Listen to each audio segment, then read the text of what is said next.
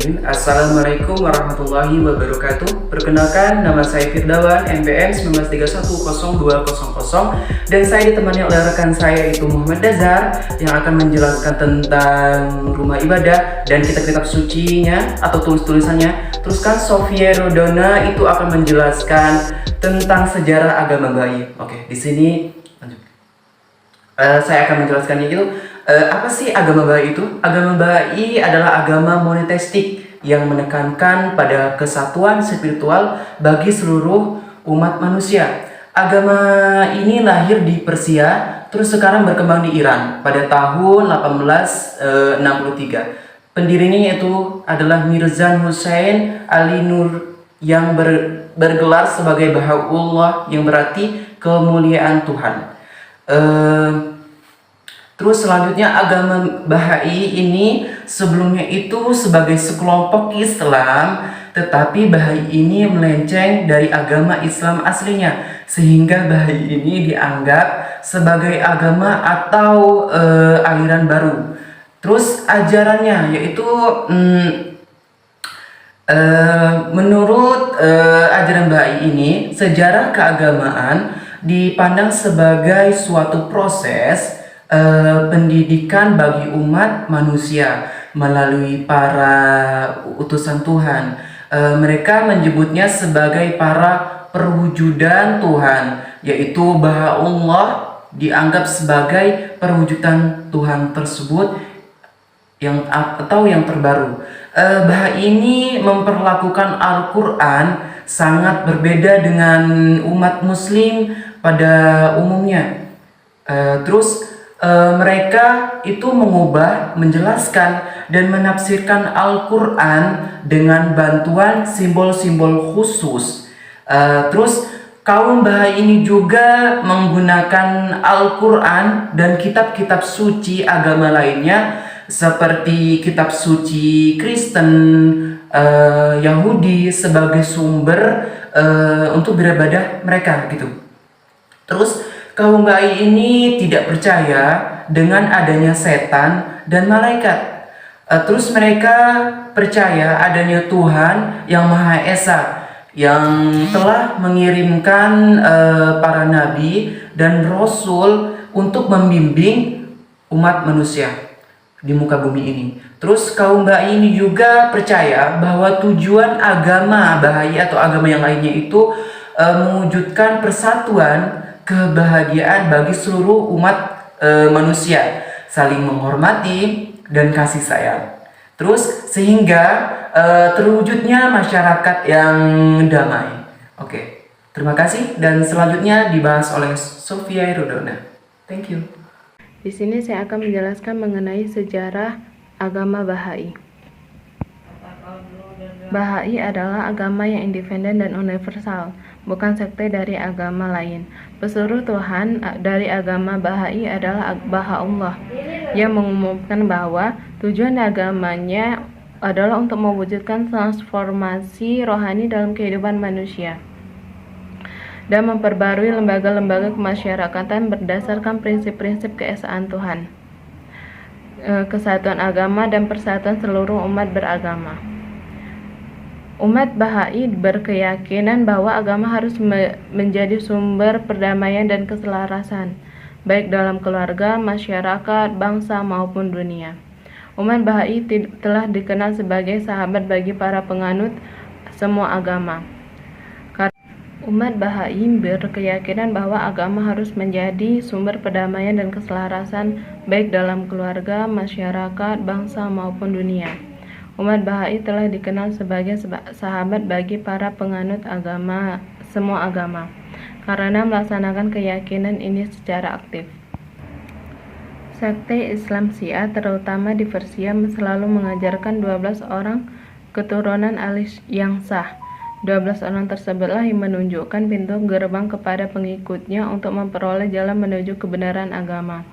Imam yang ke-12 hilang pada abad ke-19, dan kaum Syiah selalu percaya bahwa suatu saat nanti akan kembali sebagai Mahdi. Selanjutnya, Baha'u'llah sebagai pendiri agama Baha'i. Said Ali Muhammad yang dikenal dengan gelarnya Bab dilahirkan pada tanggal 20 Oktober tahun 1819 di Shiraz, Iran. Bab berasal dari keluarga terkemuka dan mulia, merupakan keturunan Nabi Muhammad. Ayahnya meninggal ketika Bab masih kecil dan Bab diasuh oleh pamannya. Ketika sekolah ia memiliki kemampuan yang luar biasa, tetapi akhirnya dia harus putus sekolah. Dan ketika dewasa ia bekerja bersama dengan pamannya sebagai pedagang di Busir, sebuah kota di barat daya kota Shiraz. Pada saat itulah Bab menikah dan mempunyai anak bernama Ahmad, dan meninggal ketika masih bayi pada tahun sebelum Bab mengumumkan dirinya sebagai Qayyim yang dijanjikan. Dan pada tahun 1844, seorang Muslim Syiah bernama Mirza Ali Muhammad menyatakan bahwa dirinya sebagai imam yang ke-12 yang dijanjikan. Ia menyebut dirinya sebagai nama Bab al-Din, pintu agama, dan memberi dukungan yang luas pada perbaikan sosial seperti peningkatan status wanita. Bab al-Din mengumpulkan muridnya dan membentuk kelompok yang disebut Babis. Kelompok ini tidak bertahan lama karena berhasil dihancurkan melalui kekuatan agama dan politik bangsa Persia. Dan pada tahun 1850, Bab al-Din dihukum mati di depan orang banyak. Sedangkan muridnya ada yang dipenjara dan dihukum mati. Sebelum mati, beliau menjanjikan bakal ada seseorang yang membawa agama universal. Jasad Bab diselamatkan oleh para pengikutnya dan diawetkan. Akhirnya jasad Bab dipindahkan ke Haifa di Palestina, tempat ia dikuburkan. Salah satu murid Bab yang dipenjara, Mirza Hussein Ali, adalah seorang anak dari keluarga terkemuka di Persia. Keluarga Mirza tidak dihukum mati bersama Bab, tetapi dipenjara di Teheran. Mirza Ali diasingkan ke Baghdad selama 10 tahun. Ketika diasingkan dari Baghdad ke Konstantinopel, pada malam keberangkatannya dia menyatakan kepada para pengikutnya sebagai orang yang dijanjikan Bab al-Din. Pernyataan ini terjadi di Ridwan dekat Baghdad dan sekarang ini tetap setiap tahun diperingati oleh kaum Bahai dengan suatu pesta. Mirza menyebut dirinya Baha'ullah, keagungan Allah, dan para pengikut Bab al-Din yang menerima dan mengikuti ajarannya disebut sebagai kaum Bahai. Pada tahun-tahun perkembangan Baha'ullah dan pengikutnya diusir dari kota satu ke kota lainnya di wilayah timur. Akhirnya mereka diasingkan dan dipenjarakan di Turki di kota Aceh, Palestina. Orang yang pertama kali dipenjarakan adalah Baha'ullah, kemudian diikuti oleh 80 pengikutnya yang dipenjarakan selama 2 tahun. Baha'ullah dibebaskan, namun ia menjalani sisa hidupnya sebagai orang yang tahanan pemerintah Turki di Aceh. Sekalipun ditahan, ia tetap menyebarkan ajaran-ajarannya tentang persatuan dan perdamaian dunia. Pada saat itu ia telah menulis beberapa buku dan tulisan-tulisan lainnya, seperti tulisannya itu adanya Kitab Aqdas, Kitab Ikan, dan The Hidden Words. Dia meninggal di Aceh pada tahun 1892 pada usia 75 tahun. Kemudian kepemimpinan gerakan agama Bahai ini dilanjutkan oleh anaknya, yaitu Abbas Effendi yang dikenal dengan Abdul Baha. Abdul Baha melanjutkan pengajaran ayahnya pada tahun 1908. Dia dibebaskan oleh pemerintah Turki. Sisa hidupnya digunakan untuk melakukan perjalanan jauh sampai ke negeri Eropa dan Amerika Utara guna menyebarkan doktrin Bahai di berbagai daerah. Dan pada tahun 1920, kerajaan Inggris menganugerahkan gelar kebangsawanan kepadanya. Pada tahun 1021, kepemimpinan gerakan agama Bahai dilanjutkan oleh cucu lelakinya, Sogi Effendi yang melanjutkan usaha pendirian lokal dan nasional di banyak negara hingga wafatnya pada tahun 1957. Nah, dari setelah itu pemimpinan agama Baha'i bukan lagi dari berdasarkan keturunan Bahaullah, tetapi oleh seorang yang dipilih dari berbagai perkumpulan Baha'i di seluruh dunia. Mungkin cuman itu yang bisa saya sampaikan, selanjutnya akan dilanjutkan oleh rekan saya. Terima kasih. Selanjutnya yaitu rumah-rumah ibadah Baha'i. Rumah ibadah Baha'i dibangun dengan dana yang berasal dari sumbangan orang-orang Baha'i dari seluruh dunia. Rumah ibadah ini dipersembahkan kepada Tuhan Yang Maha Esa dan dikenal dengan nama Masyrikul Adkar, yang secara harfiah berarti tempat terbit pujian kepada Tuhan. Rumah ibadah Baha'i terbuka bagi penganut dari semua agama. Rumah ibadah tersebut merupakan tempat untuk berdoa dan juga bermeditasi bagi individu dan masyarakat. Saat ini rumah ibadah Baha'i sudah ada di setiap benua di dunia. Misalnya di New Delhi, India, Samoa Barat, di Kampala, Uganda, di Sydney, Australia, Panama City, dan lain sebagainya. Di seluruh dunia sudah disiapkan lebih dari 120 lokasi tempat yang akan didirikannya rumah-rumah ibadah agama Baha'i tersebut.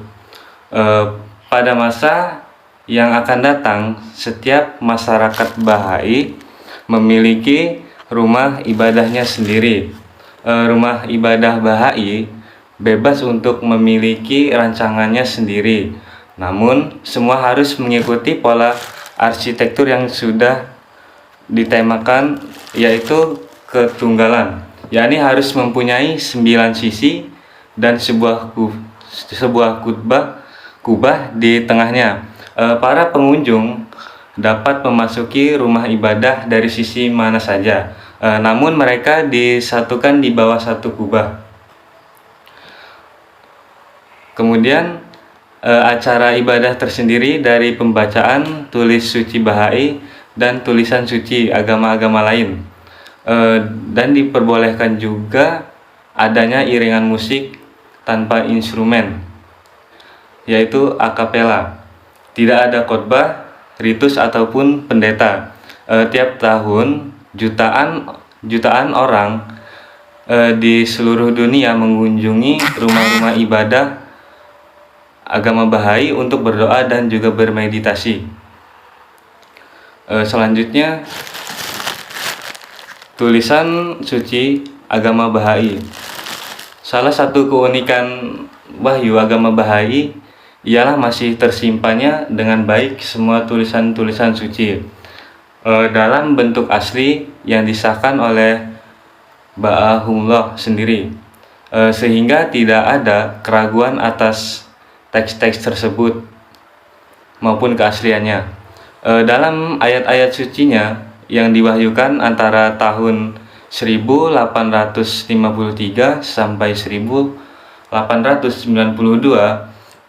Baha'u'llah mengulas berbagai hal, yaitu seperti keesaan Tuhan dan fungsi wahyu ilahi, tujuan hidup, ciri dan sifat roh manusia, kehidupan sesudah mati, hukum-hukum dan juga prinsip-prinsip agama, ajaran-ajaran akhlak, perkembangan kondisi dunia serta masa depan umat manusia. Selain itu, dituntun oleh tulisan-tulisan suci Baha'u'llah, kehidupan masyarakat Baha'i juga dibimbing melalui buku-buku dan surat-surat yang ditulis oleh Abdul Baha dan Sogi Effendi. Buku-buku Baha'i ini dapat dibaca dalam lebih dari 800 bahasa. Demikian penjelasan terkait agama Baha'i. Apabila ada penjelasan yang kurang pas dari kami mohon maaf. Wassalamualaikum warahmatullahi wabarakatuh.